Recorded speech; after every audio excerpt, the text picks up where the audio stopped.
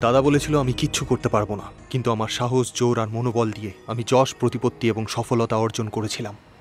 আমার জীবনে যেটার অভাব ছিল সেটা হলো প্রেম, আর সেই অভাব পূরণ করতে আমার জীবনে এলো ভৈরবী। একে অপরকে তোমরা ভালোবাসো সে কথা ভৈরবী বলেছে, আমি জানি।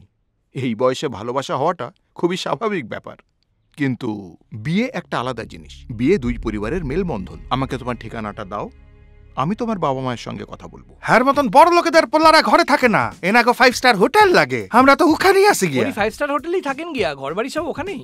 ও তাহলে এই ব্যাপার, এখনো অবধি নিজের ঘরবাড়ি নেই আর বিয়ে করার স্বপ্ন দেখছে। বাস দাঁড়া, ঘর দিয়ে কি হবে স্যার? একা ছিলাম তাই দরকার পড়েনি কখনো। কলকাতার কোন এরিয়াতে ঘর চাই স্যার? কাল সকালের মধ্যেই একটা বড় বাংলো কিনে নিচ্ছি আপনার জন্য। ঘর মানে ইট পাথরে তৈরি কোন ইমারত নয়। ঘর মানে হলো একটা পরিবার। পয়সা দিয়ে সুখ স্বাচ্ছন্দ্য কেনা যায়, কিন্তু পরিবার সঙ্গে থাকলে ভালোবাসা পূর্ণতা পায়। আমার মনে হয় এগুলো পুরনো চিন্তা ভাবনা স্যার। আর বিয়ের পর এখন একসাথে কে থাকে বলুন? একেবারেই ভুল। সোনার থালায় খাবার খেয়েও অনেকেরই খিদে চিরতরে মরে যায়। রেশমের বিছানাতেও অনেকেই নিদ্রাহীন রাত কাটায়। পয়সা কোনো কাজে আসে না।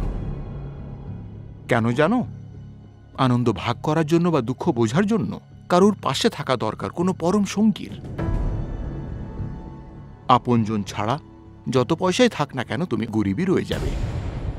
বাড়িতে অনেক চাকর বাকর থাকলেও তুমি অনাথই রয়ে যাবে।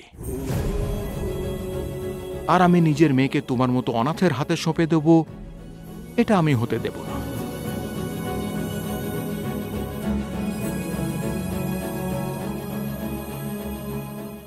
আমি অনাথ নই স্যার, আমারও পরিবার আছে। সত্যি? তাহলে পরিবার থাকলে অনাথের মতো কেন থাকো? ছোটবেলায় ঝগড়া করে বাড়ি ছেড়ে দিয়েছিলাম।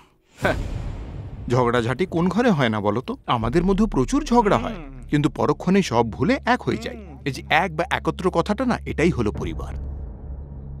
শোনো বাবা, পরিবারের মধ্যে মতভেদ থাকতেই পারে, কিন্তু সেটা মনে যেন না আসে। আমার মেয়েকে তোমাকে সঁপে দেওয়ার আগে দুই পরিবারকে একত্র হতেই হবে। অপেক্ষায় রইলাম।